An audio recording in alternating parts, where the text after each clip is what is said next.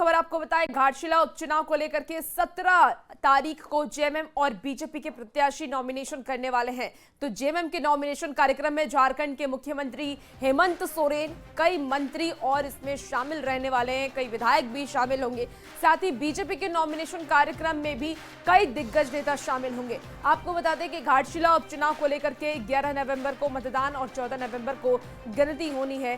बड़ी खबर आपको घाटशिला उपचुनाव से जुड़ी हुई बता रहे हैं, जहां 17 तारीख को जेएमएम और बीजेपी के प्रत्याशी नॉमिनेशन करने वाले हैं। जेएमएम के नॉमिनेशन कार्यक्रम में झारखंड के मुख्यमंत्री हेमंत सोरेन और कई मंत्री, इसके साथ ही विधायक भी शामिल होने वाले हैं। और साथ ही साथ बीजेपी के नॉमिनेशन कार्यक्रम में भी कई दिग्गज नेता शामिल होंगे। तो बता दें कि बाबूलाल सोरेन बीजेपी की तरफ से प्रत्याशी है और जेएमएम से सुमेश सोरेन प्रत्याशी है। घाटशिला उपचुनाव को लेकर तमाम राजनीतिक पार्टियां जो है अब राजनीतिक मैदान में उतर चुकी है और अपना दम जो है जनता के बीच लगा रही है। और कहीं ना कहीं सभी राजनीतिक पार्टी अपने अपने प्रत्याशियों की जीत का दावा कर रही है। आपको बता दूं कि झारखंड मुक्ति मोर्चा और भारतीय जनता पार्टी के बीच टक्कर का मुकाबला का अनुमान लगाया जा रहा है, जहां दोनों प्रत्याशी जो है कल नॉमिनेशन करेंगे और 11 तारीख को मतदान होगा और 14 तारीख को इस मतदान का रिजल्ट निकलेगा।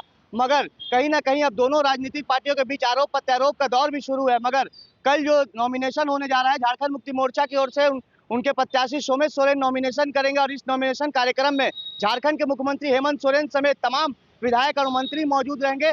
जहां मुख्यमंत्री हेमंत सोरेन घाटशिला के लोगों को संबोधित भी करेंगे, तो वहीं दूसरी तरफ भारतीय जनता पार्टी के प्रत्याशी बाबूलाल सोरेन भी नॉमिनेशन करेंगे और इस दौरान भारतीय जनता पार्टी के कई दिग्गज नेता भी इस नॉमिनेशन कार्यक्रम में शामिल होंगे।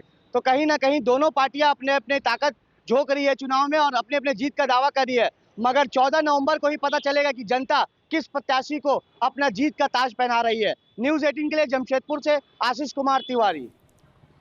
देखिए, घाटशिला उपचुनाव को लेकर के रणनीति बनाने का दौर लगातार जारी है। इस चुनाव में दो युवा सोरेन आमने सामने हैं। उपचुनाव को लेकर के राजधानी में सीएम आवास पर जेएमएम विधायकों की बैठक चल रही है और इस बैठक में घाटशिला उपचुनाव को लेकर के रणनीति तैयार की जा रही है। बैठक में शामिल होने को लेकर के सुबह 11 बजे से ही जेएमएम कोटे के मंत्री और विधायकों का सीएम आवास पहुंचने का सिलसिला शुरू हो गया है।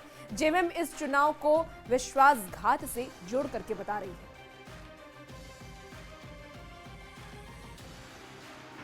घाटशिला विधानसभा उपचुनाव को लेकर सियासत लगातार गर्म होती जा रही है और ऐसे में मुख्यमंत्री आवास पर इस समय जेएमएम की बैठक चल रही है। इस बैठक में जेएमएम के तमाम विधायक मंत्री शामिल हैं और घाटशिला उपचुनाव को लेकर रणनीति बन रही है। लेकिन बता दें कि लगातार यहां पर मंत्री और विधायकों के पहुंचने का सिलसिला जारी है और ऐसी स्थिति में जब घाटशिला उपचुनाव महत्वपूर्ण क्यों है, आपके लिए जानना जरूरी है।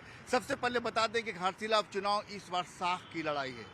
साख मतलब इस बार रामदास सोरेन के जो पुत्र हैं सुमेश सोरेन जिन्हें टिकट दिया गया है जेएमएम की ओर से, उनके सामने अपने पिता की विरासत को बचाने की चुनौती है। तो दूसरी ओर बीजेपी से जो इस बार उम्मीदवार हैं, जो पिछले विधानसभा में भी उम्मीदवार थे, चंपई सोरेन के पुत्र बाबूलाल सोरेन, इस बार बीजेपी ने उन्हें ही टिकट दिया है। मतलब एक बार फिर बाबूलाल सोरेन चुनावी मैदान में आमने सामने होंगे। और बता दें कि बाबूलाल सोरेन के सामने इस बार चुनौती होगी अपने पिता चंपई सोरेन की जो विरासत है कोल्हान में, उसको बढ़ाने की चुनौती होगी। जेएमएम के आवास पर जो इस समय जो सीएम आवास पर इस समय जेएमएम की जो बैठक चल रही है, उस बैठक में इस जो खाई है वोट की, इसको और ज्यादा बढ़ाने की कोशिश होगी। अब जो चुनाव होने जा रहा है, दो रणनीति आपस में टकराएगी, साख की लड़ाई होगी और ऐसे में जानना जरूरी है कि वास्तव में किसकी रणनीति की जीत होगी।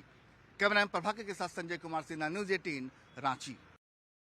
कार्यकर्ताओं ने रणनीति बना ली है कि जिसने हेमंत सोरेन जी के पीठ पर खंजर भोंकने का काम किया, जिसने झारखंड मुक्ति मोर्चा के कार्यकर्ताओं उसके पीठ पर खंजर भोंकने का काम किया, जिन्होंने विषम परिस्थिति में मुख्यमंत्री तक बनाने का काम किया और उन्होंने विश्वासघात करने का काम किया, घाटशिला की जनता सुमेश सोरेन को जिताने जा रही है। चलिए खबरों में आगे बढ़ेंगे।